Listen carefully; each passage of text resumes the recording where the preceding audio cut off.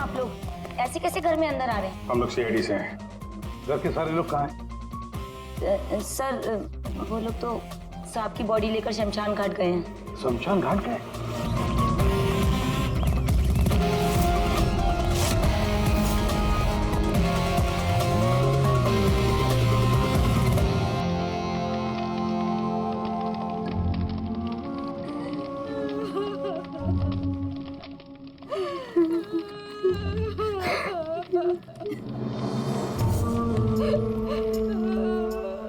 क्या बताऊं मैं, यकीन नहीं हो रहा कि जयंती भाई अब हमारे बीच नहीं है।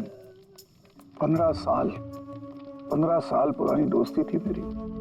वो तो मेरे बड़े भाई जैसे थे। पता नहीं ये सब कैसे अचानक से हो गया।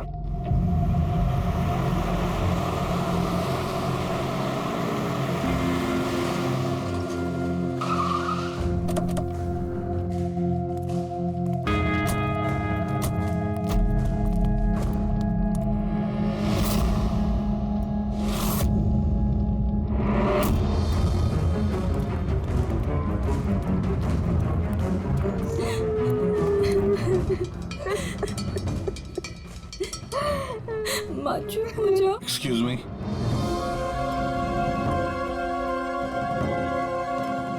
देखिए हम लोग सीआईडी से हैं। हाँ? जयंतीलाल जी के परिवार वालों से मिलना चाहते हैं। मैं जयंतीलाल जी की पत्नी दीपा। दीपा जी, हमें पता है ये सही समय नहीं है पूछताछ करने की, मगर क्या करें, वो जयंतीलाल जी की मौत के बारे में हमें कुछ पूछताछ करनी है। पूछिए, क्या पूछना चाहते हैं आप लोग? आप सुशील जयंती, उनका बड़ा बेटा। सुशील जी, हमें खबर मिली है कि आपके पिता की मौत एक नेचुरल डेथ नहीं थी, उनकी हत्या हुई है। क्या? ये कैसे हो सकता है? हम डॉक्टर सूरज, मैं जयंतीलाल का फैमिली डॉक्टर हूँ। मैंने ही कल रात उनको चेक करके उन्हें डेथ सर्टिफिकेट दिया था। He died a natural death। ये सही कह रहे हैं। जयंती भाई की मौत सभी घर वालों के सामने ही तो हुई थी, और इतने सालों से मेरा इस परिवार से रिश्ता है, वो लोग झूठ क्यों बोलेंगे? तो आप लोगों ने इतनी जल्दी में बॉडी क्यों जला दी? तो क्या ये भी गुनाह है? इतने महीनों से पिताजी बीमार थे, कितने इलाज किए, कितनी कोशिशें की, नहीं बचे वो। देखिए, हमें इंफॉर्मेशन मिली है कि जयंतीलाल जी की हत्या हुई है। क्या? हमने आपके पड़ोसियों से भी पूछा, उन लोगों ने भी कल रात जयंतीलाल जी के चिल्लाने की आवाज सुनी थी। देखिए, पड़ोसियों ने जो कहा वो सही है, लेकिन उनको या आप लोगों को सही बात नहीं पता है। और वो सही बात क्या है? पिछले 3 महीने से डैडी की दिमागी हालत भी ठीक नहीं थी। वो ना सिर्फ लोगों को और बातों को भूलने लगे थे, बल्कि उनको हेल्यूसिनेशन यानी भ्रम हो गया था। गलत सही, सच झूठ का फर्क उनको समझ में नहीं आ रहा था। दौरे पड़ने लगे थे उनको लगने लगा था जैसे उनको कोई मारने वाला है। कल रात भी उनको ऐसा ही दौरा पड़ा था।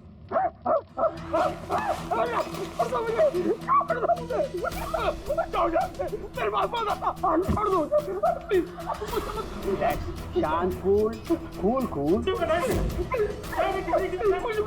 इंजेक्शन कहीं फास्ट, कम फास्ट। डैडी, शांत, रिलैक्स। कुछ नहीं होता है। बच्चों की तरह क्यों जिद कर रहे हो? सुशील जी, उनका स्लीव ऊपर करो। मुझे मारो।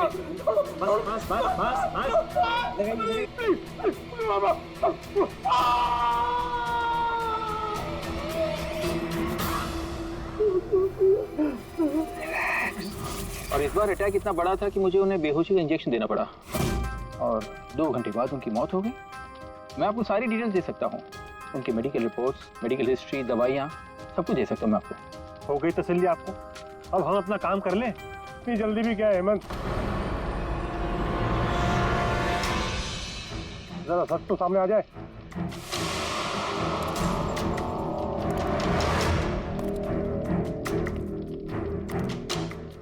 आप? सर मेरा नाम मोहन है, मैं जयंतीलाल जी का वकील। मैंने आपको फोन किया था सर। मोहन जी, आपको ऐसा क्यों लगता है कि जयंतीलाल जी की हत्या हुई थी? मेरे शक की वजह है उनकी वसीयत। लेकिन ऐसा क्या है इस वसीयत में? सब कुछ, कि उनकी जायदाद में से किसको कितना हिस्सा मिलेगा। उससे क्या फर्क पड़ता है? हम सब एक फैमिली हैं, किसी को छोटा किसी को बड़ा शेयर मिलेगा, यही ना? दैट्स ओके, कोई फर्क नहीं पड़ता है। अगर जयंतीलाल जी की मौत नेचुरल ना होकर मर्डर साबित हुई तो आप में से किसी को भी उनकी जायदाद का कोई हिस्सा नहीं मिलेगा, नथिंग एट ऑल। ऐसे कैसे हो सकता है? मुझे बराबर याद है कि 1 साल पहले उन्होंने मेरी सलाह लेकर ही ये वसीयत बनाई थी और उसमें तो ऐसा कुछ भी नहीं लिखा था। दीपा जी, 3 महीना पहले उन्होंने नई वसीयत बनवाई थी। ये क्या बोल रहे हैं आप? ये कैसे हो सकता है? ये सब कुछ बकवास है। अरे पिताजी आपको कब मिले? आप तो 3 महीने से हमारे घर पे आए नहीं और पिताजी भी 3 महीने से घर के बाहर निकले ही नहीं। तो फिर हेमंत, वो खुद मेरे ऑफिस में आए थे 3 महीना पहले। दीपा जी, 3 महीना पहले उन्होंने नई वसीयत बनवाई थी। ये क्या बोल रहे हैं आप? ये कैसे हो सकता है? ये सब कुछ बकवास है। अरे पिताजी आपको कब मिले? आप तो 3 महीने से हमारे घर पे आए नहीं और पिताजी भी 3 महीने से घर के बाहर निकले ही नहीं। तो फिर हेमंत, वो खुद मेरे ऑफिस में आए थे 3 महीना पहले। मैं अब जिंदा नहीं रहूंगा। आप क्या कह रहे हैं सर? कोई मेरी जान लेना चाहता है, मुझे मार डालेगा।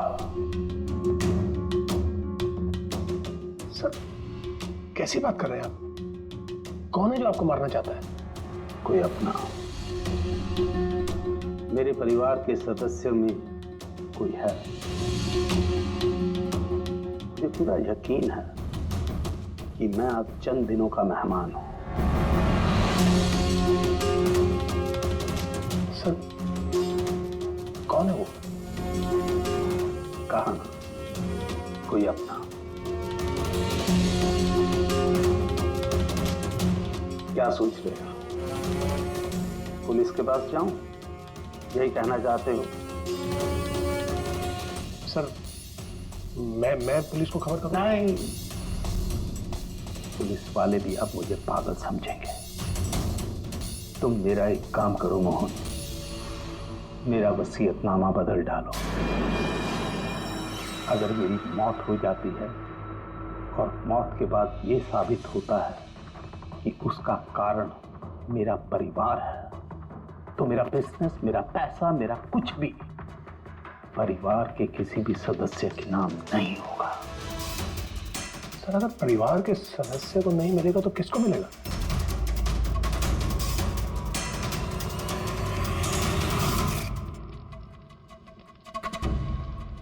हमें नहीं तो किसे मोहन? जायदाद किसको मिलेगी? और सीआईडी को।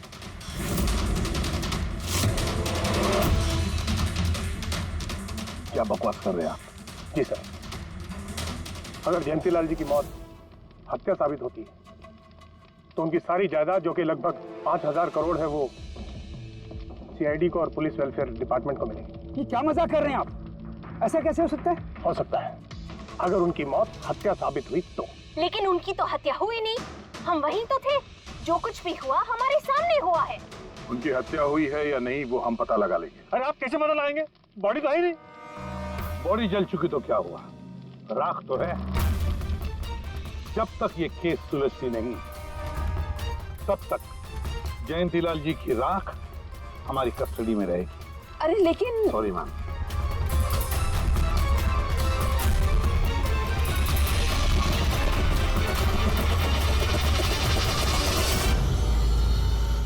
मोहन जी, सर जरा बताइए, क्या जयंतीलाल जी ने खुद आपसे कहा था कि उनके परिवार वालों में से कोई है जो उनकी जान लेना चाहता?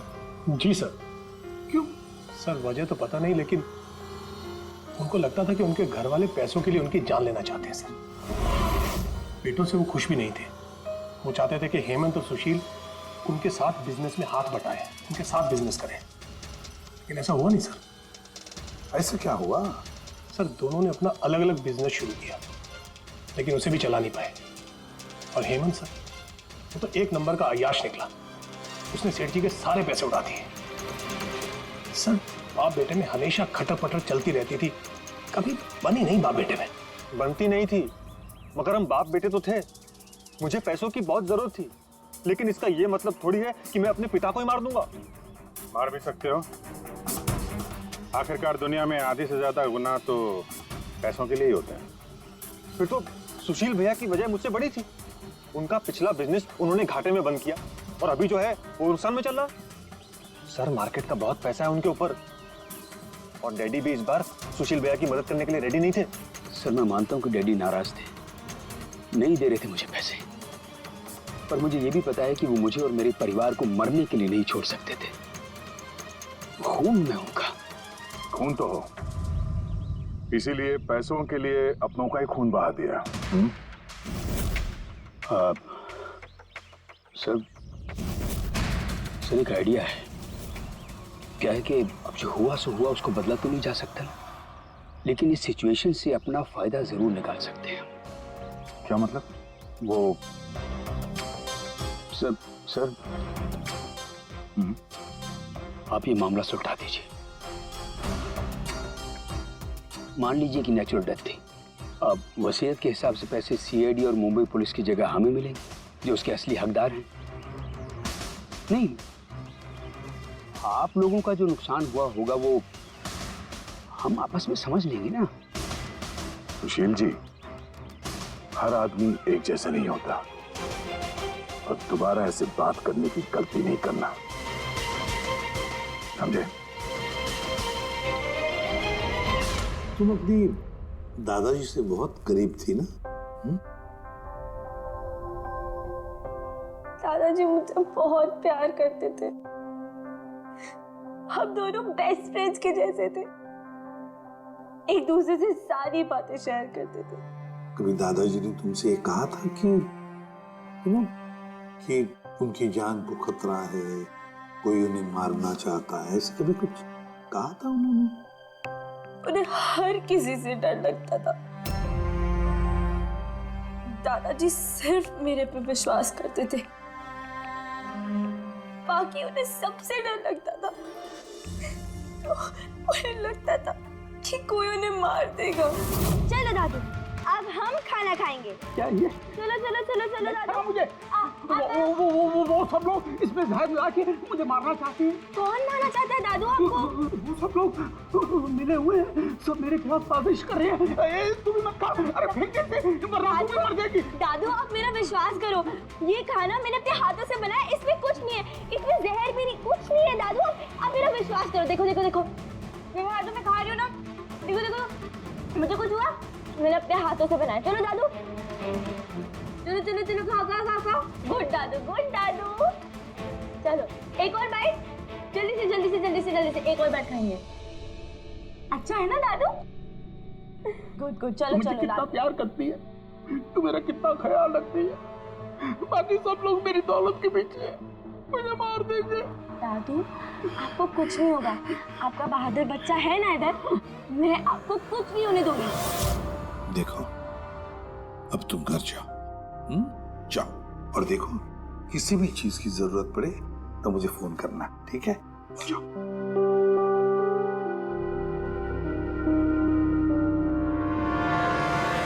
हाँ सारुके, बता क्या निकला राख में से? बॉस, राख में से बड़ी जबरदस्त बात निकली है। हालांकि इस राख ने मुझे कम परेशान नहीं किया, लेकिन मैंने भी इसका मुंह खुलवा ही लिया, है ना? तो फिर बता दे यार। बताता हूं। तारिका? हाँ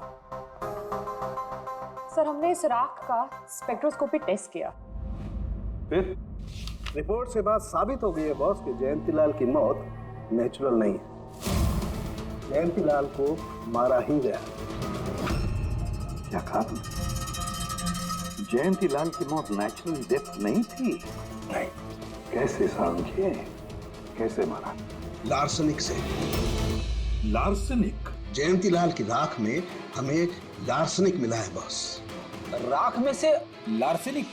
सर कुछ केमिकल्स और हेवी मेटल्स, धातु ऐसे होते हैं जो जलने पर भी नहीं खत्म होते। लार्सेनिक उनमें से एक है, इसलिए लाश के पूरी तरह जल जाने के बावजूद उसमें मौजूद लार्सेनिक जलाने और राख में ऐसे ही रहा। लेकिन एक बात समझ में नहीं आ रही है साहब, कि अगर जयंतीलाल की मौत लार्सेनिक की वजह से हुई है तो फिर उसके फैमिली डॉक्टर सूरज को ये पता कैसे नहीं चला? पता कैसे नहीं चला? उसने नेचुरल डेथ का सर्टिफिकेट इश्यू किया ही कैसे और क्यों? बॉस, अगर लार्सेनिक जैसा जहरीला केमिकल इंसान के शरीर में एक साथ बहुत ज्यादा मात्रा में पहुंचा दिया जाए तो इंसान की तुरंत मौत हो जाती है।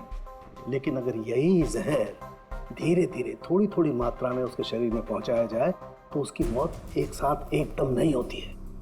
पहले उसकी याददाश्त जाती है, फिर उसे अजीब अजीब से सपने आने लगते हैं, उसे हेलुसिनेशन होने लगता है, भ्रम होने लगता है, फिर पागलपन के दौरे पड़ते हैं। और जयंतीलाल के साथ ये सब कुछ हो रहा था। लार्सेनिक? जी हाँ, लार्सेनिक। और इससे ये साबित हो गया कि जयंतीलाल जी की मौत बीमारी से नहीं बल्कि उनका खून किया गया। लेकिन ये किया किसने? वही पता करने हम लोग यहाँ हैं। अभिजीत, जयंतीलाल जी का कमरा चेक करना पड़ेगा। Okay sir.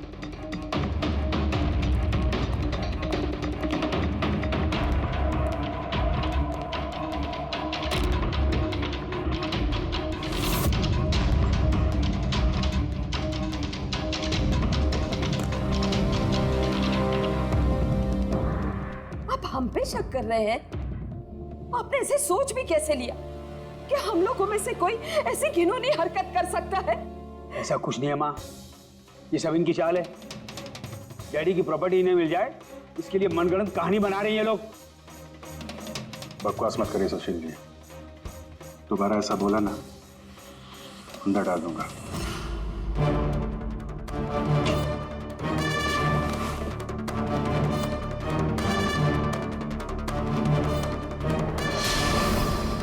आप धमकाकर हमें चुप करा सकते हैं लेकिन कुछ साबित नहीं कर सकते। एग्जैक्टली। आप लोग ये सब कुछ उन 5000 करोड़ के लालच में कर रहे हैं ना? बोल चुके आप लोग, अब बस सीआईडी को अपना काम करने दीजिए। क्या मजाक नहीं चल रहा है? एक आदमी का खून हुआ है, खून। तो आप सबकी भलाई इसी में है कि हमारे साथ कोऑपरेट करें। अच्छा, अब सीआईडी धमकाने भी लगी है। ये धमकी नहीं है, ये आशी, आशीष, आशी बेटा, आशी क्या हो गया? आशी बेटा, आशी बेटा उठो। आशी आंखें खोलो, क्या हो गया तुम्हें? आशी, आशी बेटा क्या हो गया? अरे जरा देखो इसे भी, क्या हो गया मेरी बच्ची को? आशी क्या हुआ? आंखें खोलो। आशी बेटा, आशी आशी आशी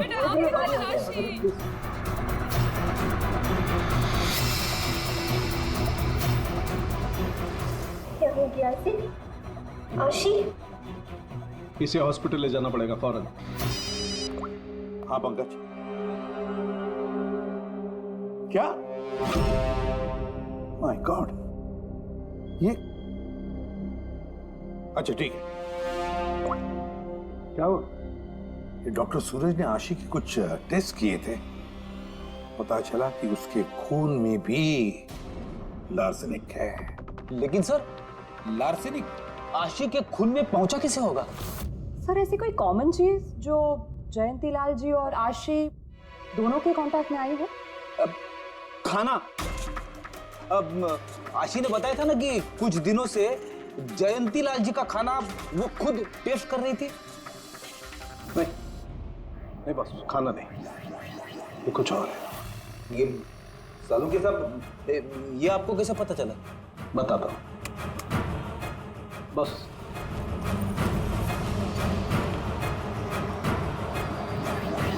ये है वो बाल जो हमें जयंतीलाल के हेयर ब्रश में से मिला है। अब लार्सेनिक तो अधिकतर नाखूनों में और बालों में ही जमा होता है, तो जब हमने इस बाल के छोटे छोटे टुकड़े करके एनालिसिस किया तो रिजल्ट आया ये। और सर, हमने इन टुकड़ों का एटॉमिक अब्जॉर्प्शन टेस्ट किया तो पता चला कि दूसरे केमिकल्स के साथ साथ इसमें लार्सेनिक भी है। अब क्योंकि बाल धीरे धीरे बढ़ते हैं इसलिए हमने इस रिजल्ट को कैलेंडर के साथ टैली किया। बॉस, तब हमें पता चला कि जयंतीलाल को ये लार्सेनिक 8 से 10 दिन के गैप में दिया जा रहा। और 8-10 दिन के गैप में? इसका मतलब जो भी है, जयंतीलाल को हर 8-10 दिन के इंटरवल पर लार्सेनिक दे रहा था, धीरे धीरे मार रहा था। और इसकी शुरुआत हुई बॉस 3 महीने पहले। 3 महीने पहले? सर, हाँ, फिर तो खूनी जयंतीलाल जी के घर वालों में से कोई नहीं होगा। परिवार वाले 8-10 दिन तक इंतजार क्यों करेंगे? एक ही बार में मार देंगे। फ्रेडी, परिवार वाला भी तो जयंतीलाल को धीरे धीरे मार सकता है ताकि किसी को उस पर शक न हो। सर, पिछले 3 महीने से कुछ मसाज करने वाले आ रहे थे, मैंने बताया था आपको। हाँ, चेक कर चुके हैं हम उनको। उनके अलावा और कोई आता था क्या? कोई एक हो तो बताऊं। उनके दोस्त, पुराने बिजनेस पार्टनर और ऑफिस के स्टाफ वगैरह बहुत सारे लोग आते रहते थे घर पे। जी, डैडी बहुत सोशल थे। लोगों से मिलना जुलना, पार्टीज में जाना उनको बहुत अच्छा लगता था। इसीलिए जब उन्होंने बाहर जाना बंद कर दिया तो लोग उनसे मिलने घर पर आने लगे। लेकिन इन लोगों को हम अच्छी तरह से जानते हैं सर, इनमें से कोई ऐसा नहीं कर सकता है। भाभी देखिए ना, ये कैसा निशान लगा है। 4 बार धोया, 4 बार छुटाया, फिर भी नहीं हट रहा। अरे ठीक से धो ले, साफ हो जाएगा। अरे भाभी कितनी बार रगड़ा, नहीं जा रहा। और जाएगा भी नहीं, क्योंकि ये दाग खून का है। खून? जी हाँ। सुनिए, आपके कुर्ते पे ये खून का दाग कहाँ से आया? आपको कहीं चोट लगी है क्या? क्या हुआ आपको? मुझे नहीं पता। अरे मुझे मेरे कुर्ते पर कहाँ से आया? मैं खुद हैरान हुआ था कल जब मैंने इसे देखा। तो कल लगी आपको ये चोट? नहीं, मुझे कोई चोट नहीं लगी। हाँ, जब मैं कल लोगों से मिल रहा था तब ये खून का दाग लगा मुझे।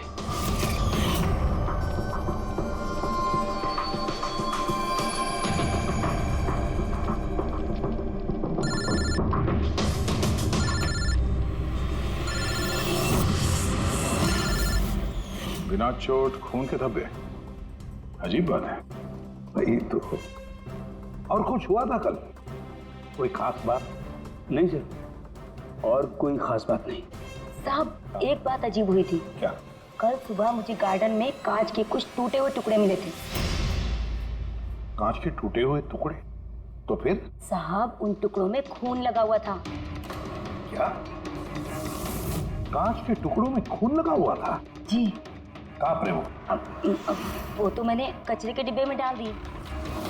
इस कुर्ते पे खून, कांच के टुकड़े पे खून।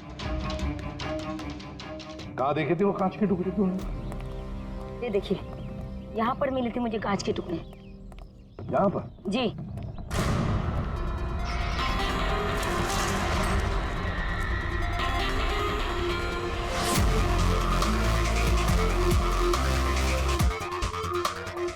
टूटा हुआ बल्ब है सर।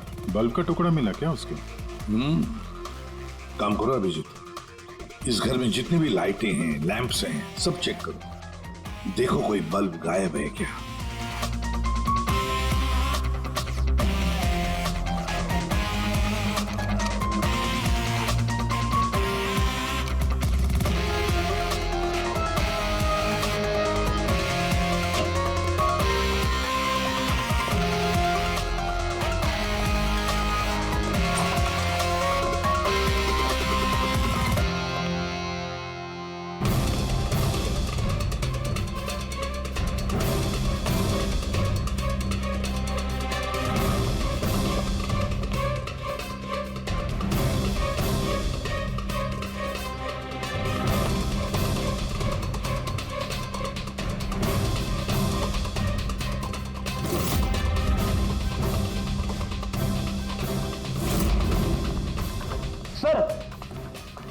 सब जगह देख लिया, कांच का टूटा हुआ सामान कहीं पे भी नहीं है।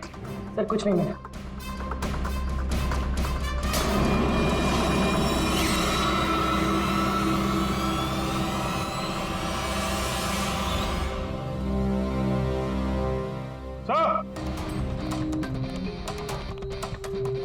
हाँ अभिजीत, ये सही, ये देखिए, यहाँ का बल्ब गायब है।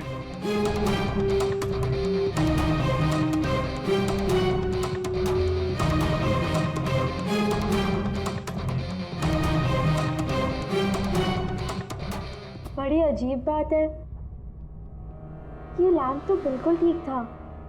मैं और दादू इस लैम्प के नीचे काम भी किया करते थे। और जिस तरह दादू की मौत हुई तब भी ये लैम्प ठीक था, इसमें बल्ब था और ऑन था।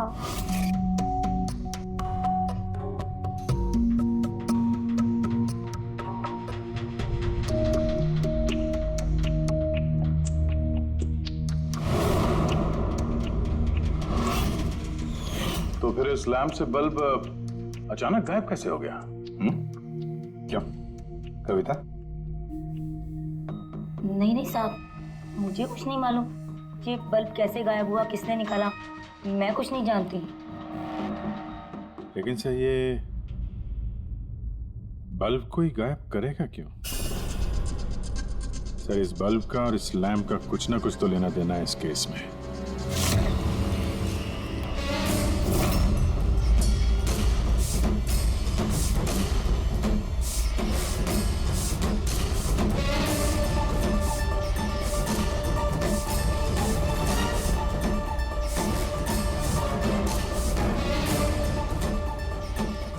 बॉस, ये धब्बे देख रहे हो? ये धब्बे लार्सनिक के हैं। लेकिन ये लार्सनिक के धब्बे पूरे लैंप पर कैसे है? बॉस, हुआ ये होगा, खूनी जयंतीलाल जी के घर पे आता होगा हर 8 या 10 दिन में। नमस्ते साहब। साहब ऊपर है अपने कमरे में।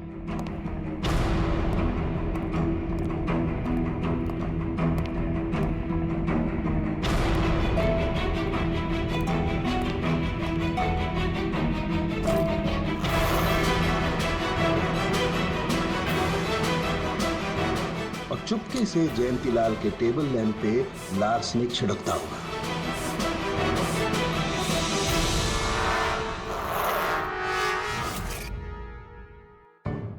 शायद जयंतीलाल जी हमेशा इस टेबल पर बैठ करके काम किया करते थे।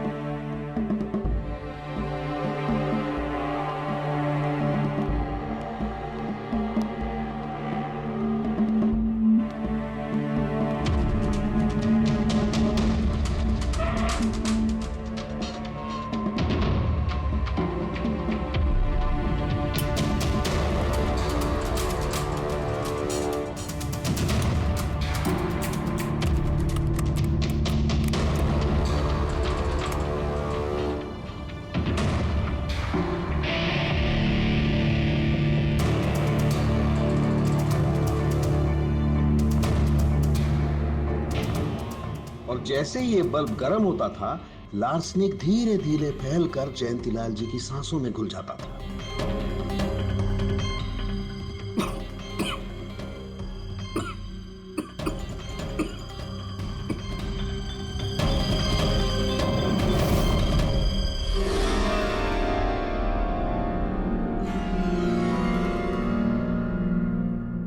सालों के साथ आशी को लार्सेनिक का इतना असर क्यों नहीं हुआ?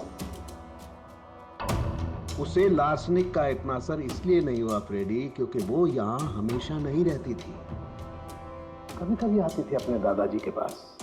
यार जो भी कोई है, इस जयंतीलाल के और घर वालों के करीब का ही कोई है, इसलिए वो जयंतीलाल की मौत के वक्त यहाँ मौजूद था और मौत होने के बाद सबूत मिटाने के लिए उसने उस लैंप में से वो बल्ब निकालकर अपने जेब में रख दिया होगा और फिर सभी घर वालों से मिलते वक्त सुशील जी को भी अपने गले लगा लिया। जैसे सुशील को उसने गले लगा लिया, उसके जेब में जो उसने बल्ब छुपा के रखा होगा वो फूट गया, जिसकी वजह से उसके कमर में जख्म भी हुई और उस जख्म से जो लहू निकला, जो खून निकला, वो सुशील के कपड़ों पर आया। मतलब सर खूनी घर वालों में से ही कोई होगा? नहीं फ्रेडी, घर वाला तो नहीं लगता, और घर वाला होता तो बस जेब में रख के थोड़ी ना घूमता। ये तो कोई ऐसा आदमी है जिसके पास वही एक मौका था सबूत मिटाने का, वो चंद मिनट। घर वाला तो कभी भी निकाल लेता। सर उस दिन तो कितने लोग आए थे यहाँ, खूनी का पता कैसे चलेगा? सर उस दिन मीडिया के लोग भी आए थे, कौन आया कौन गया ये सब रिकॉर्ड तो किया ही होगा उन लोगों ने। तो चलो देख लेते हैं किस किस ने सुशील जी को गले लगाया था।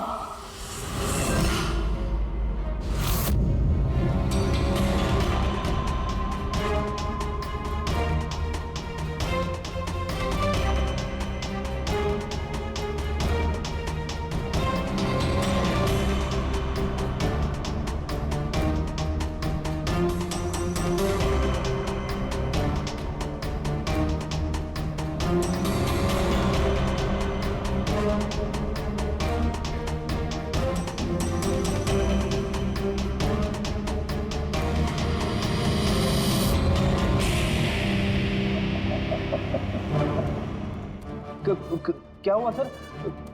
खूनी का पता चल गया? हाँ फ्रेडी, खूनी मिल गया। कौन है?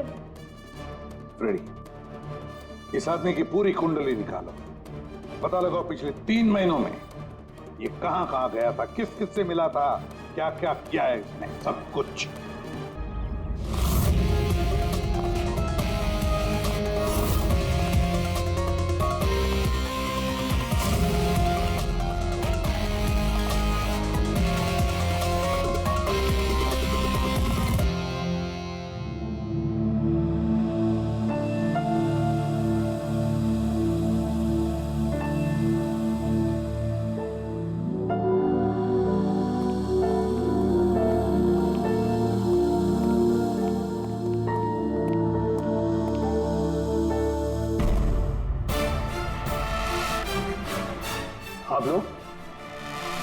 आप लोग फिर यहाँ हैं? खूनी का तो पता चला नहीं होगा, कुछ छानबीन रहेगी होगी नहीं? नहीं सुशील जी, कोई छानबीन नहीं बची है। खूनी का पता चल गया और खूनी अभी इसी वक्त यहां हम सब के बीच मौजूद है। क्या? कौन है वो?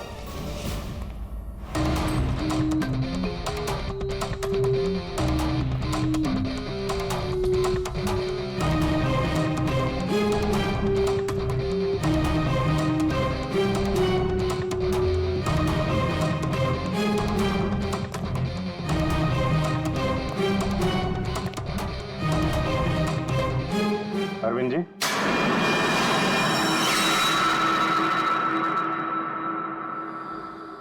जरा उठेंगे आप? मैंने क्या किया? अरविंद जी, आपने क्या किया इसका तो पता हमने लगा ही दिया।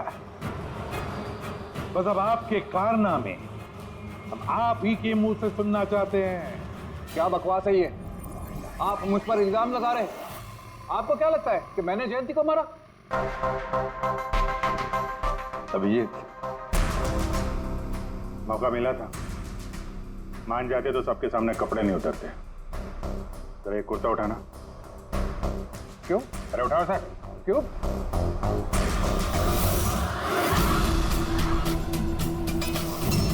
क्या है ये? निशान कैसा है? हाँ?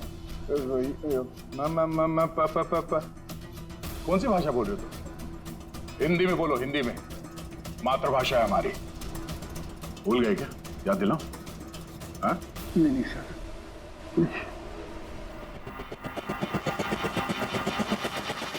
बताता हूँ। नफरत करता था मैं जयंती से। 5 साल पहले हमने एक बिजनेस शुरू किया था। आज ये इतना बड़ा 5000 करोड़ का एम्पायर है ना, वो मेरे मेहनत की कमाई थी। मैंने अपनी जिंदगी की सारी जमा पूंजी इस बिजनेस पे लगाई थी, पर जयंती की नीयत में खोट थी। उसने मुझे धोखा दिया, मुझे मेरी कंपनी से निकाल दिया तब मैंने सोचा कि जब मौका मिलेगा तो मैं इसका हिसाब चुकता करूंगा। और वो मौका तुम्हें मिला 3 महीने पहले एडवोकेट मोहन के ऑफिस में, जहां पर जयंतीलाल जी भी आए थे और तुमने चुपके से उन दोनों की बातें सुन ली थी। अगर मेरी मौत हो जाती है और मौत के बाद ये साबित होता है कि मेरी किसी ने हत्या की है, तो मेरा बिजनेस, मेरा पैसा, कुछ भी मेरे परिवार के किसी भी सदस्य को नहीं मिलेगा। सर, अगर परिवार के सदस्य को नहीं मिलेगा तो किसको मिलेगा? सीआईडी को, जो मेरा मर्डर इन्वेस्टिगेट करेगा। मुझे लगा अच्छा मौका है, जयंतीलाल को मारूंगा मैं और शक जाएगा उसके परिवार पर। और इसीलिए तुमने जयंतीलाल की तरफ दोस्ती का हाथ बढ़ाया, एक नया प्रपोजल लेकर। क्यों? मेरे दिमाग में एक आइडिया था जिसके लिए मेरा उसके घर बार बार जाना जरूरी था।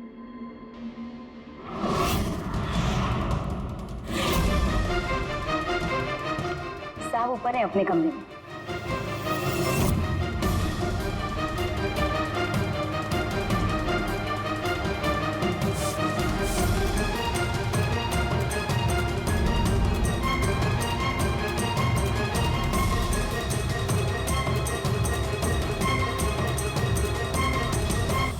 लेकिन एसीपी साहब, आपको इन पे शक कब हुआ? दीपा जी, जयंतीलाल जी की अंत्येष्टि के दिन जो मीडिया कवरेज हुआ था, जो मीडिया वालों ने वीडियो फुटेज लिया था, उसकी मदद से जयंतीलाल जी के अंत्येष्टि के दिन घर के बाहर जो इन्होंने कुर्ता पहना था, शमशान भूमि पर वो कुर्ता बदल दिया गया था, क्योंकि उस पर खून जो लगा हुआ था। क्यों Arvind ji?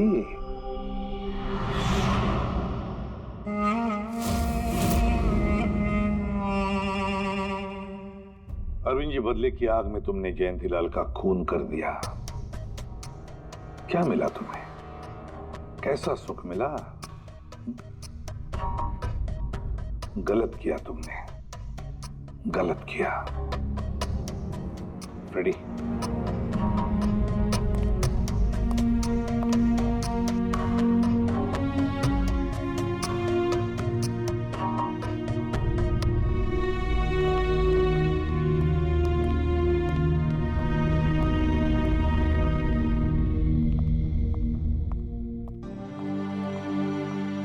Thank you sir, thank you very much, and we are sorry, हम लोगों ने आपको काफी बुरा भला कहा। दरअसल हमें लगा कि पैसों के चक्कर में आप हम परिवार वालों को इस केस में कल्प्रिट बनाने की कोशिश कर रहे हैं। नहीं, कोई बात नहीं। एसीपी साहब, मैं मेरे पति की अंतिम इच्छा पूरी करना चाहती हूँ। सीआईडी और पुलिस वेलफेयर फंड में मैं डेफिनेटली डोनेट करूंगी। Thank you very much, thank you. Thank you so much sir कि आपने मेरे दादू को इंसाफ दिलाया। God bless you.